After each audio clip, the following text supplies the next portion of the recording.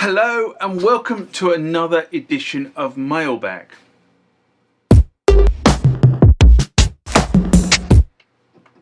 What is Mailbag? Well, Mailbag is a feature of the channel where you guys leave lots of comments on the channel and I attempt to answer those comments, or if I can't answer those comments, I throw it out to you guys who have more knowledge on some of this stuff than I do. So let's get into the first mailbag of this session.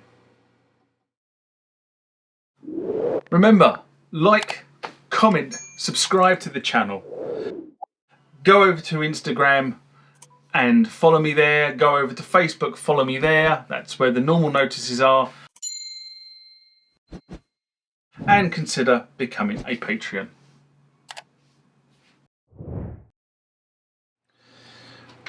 Next one comes from Stephen Templar, and in response to exploring the Roland JX-8P, part 1, a video I did in May 2021. And Stephen writes, the reason that Roland didn't make this, make a modelled super, or a modelled version of the Super JX 10 is the synth is two JX8Ps in one unit, so it's identical in the architecture to the JX8P, and can even use the same programmer. The JX10 can internally layer the two JX8Ps together or having them split across the keyboard. The JX10 had a 76 note keyboard instead of the 61s of its JX predecessors.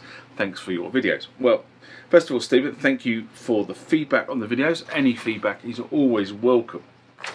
And I think the interesting thing is, since this response was written, things have changed. I was contacted by a YouTuber a couple of weeks back about acquiring his Super JX10, but after a few messages backwards and forwards, I haven't heard any more from him, so it was a bit of a shame, because he was quite keen to sell, or he seemed to be quite keen to sell. He probably got a better offer from somebody more local, because he was halfway out the country and it would have been a road trip. But I do understand the comments about the Super JX10 being effectively the two JX8Ps, and the rationale that you've put forward kind of makes sense. The conversation about the programmer is a conversation I had with Richard, whose JX8P was the JX8P I featured in those videos. So I guess my point is, in order to achieve an output of a JX10, you have to have two devices. Now, what's really interesting is that since I sent this message to Stephen, Roland have now released the boutique JX08, and effectively the JX08 is two JX8Ps. If you read the specification, it can actually do the job of the JX10, which is really interesting why they didn't call it the JX10 rather than the JX08. Don't know why, but you know, the specification of the boutique is closer to that of a Super JX than it is of the 8P. Go work that out. I can't work that out. But what's really interesting is, when I was doing the research for the JX8P videos that I was doing, I saw a lot of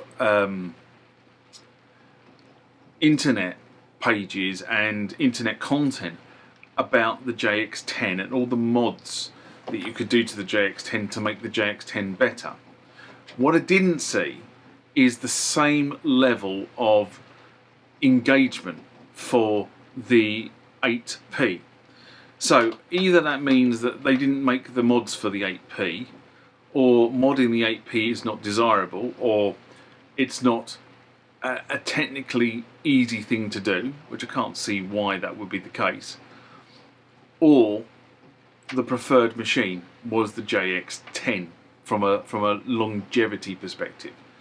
Don't know, but that was just my experience of spending, you know, many hours trawling through the internet looking for information about the 8P to do the videos. Next one comes from Steve Hammond, and I haven't written where this is in response to. Oh, interesting. But I suspect this is in response to an SY85 update video I did in 2020, spring 2020. These videos were done, And Steve writes, where can I buy that drive? And what he's referring to is the fact that when I did my SY85 upgrade, I took I went through several stages, but my original disc, floppy disk that was in the machine, even though I replaced the belt that had perished, was generally kaput. So I bought a new direct drive machine from a guy in the US.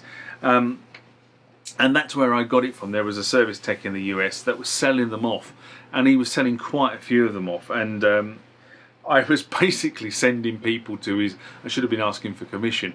I was basically sending people to his eBay page, and people were buying these discs like they were going out of fashion. I think at one point, he was selling about 10 a month. So many people with an SY85 wanted disc drive repaired. And I've just had a look, and he doesn't have any on eBay at the moment. I actually had another look this morning, because I had a look when I wrote the comment, and I had a look this morning. So I've got a link to this guy's user account, if you like. So you can do a link to the user account.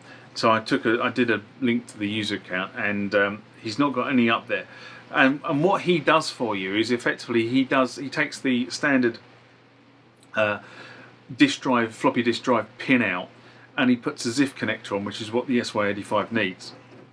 So he does that conversion for you as part of the price of the disc. So people have said it's quite expensive for a disc. Well, it's not if you think the guy's doing the conversion for you.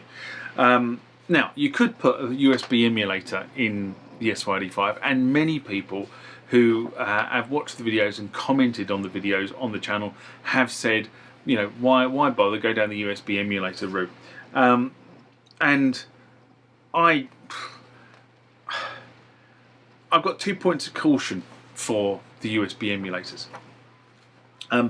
First of all, the guys that are knocking these out are not putting the ZIF conversion on it, so that's something you're going to have to do yourself. Some of them do, but be careful, because a lot of them will not. They're just looking to knock on commodity. Okay, so here's the drive, bang, you've got the drive.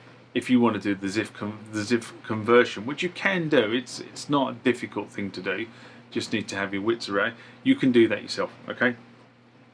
And then what I would either say, do it one of two ways. Either put a cable in the back of the drive and then do the ZIF conversion on the cable, or like the guy who did mine, what he did was he did the conversion, and then basically what he did was he stuck the ZIF connector with hot glue onto the underside of the drive. Makes far more sense actually doing it that way, but that worked really well.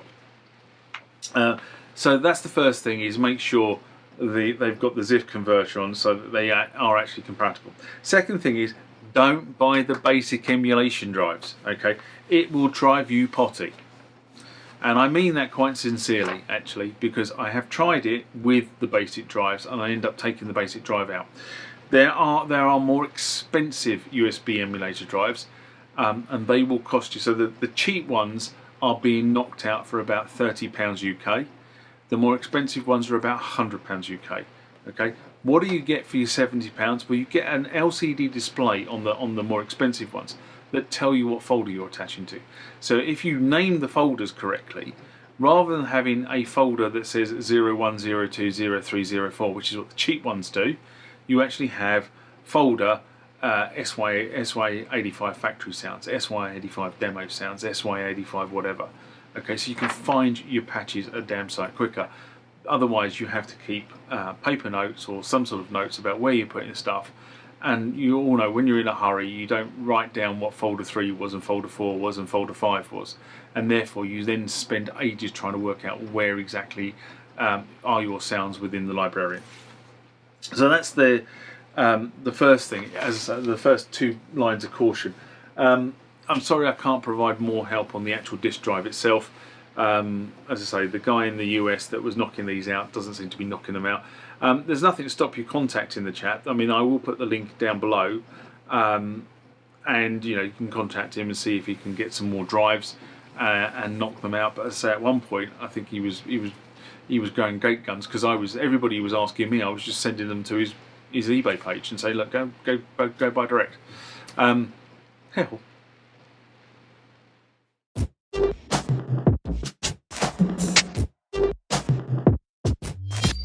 bye.